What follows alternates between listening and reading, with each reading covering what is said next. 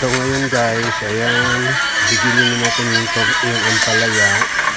Isayin na po natin yung tortang ampalaya guys, para maiba naman po ang pagkaluto ng ampalaya.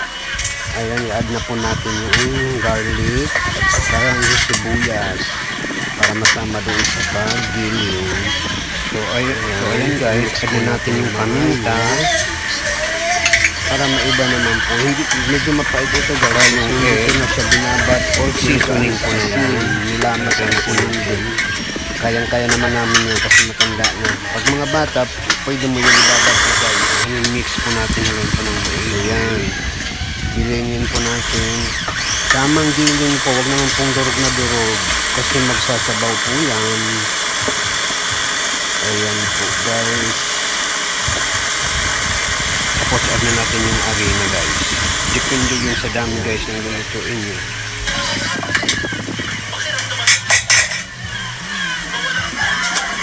Ayan po sunod.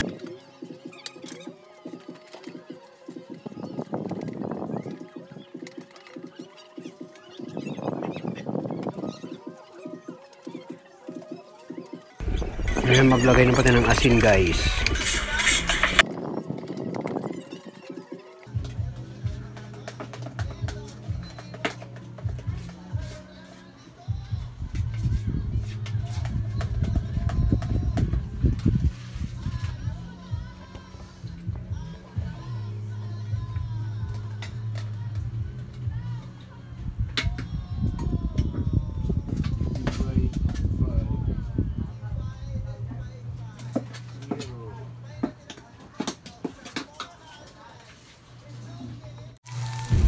Ayan na po guys, piniprito na po natin. Ayan po siya.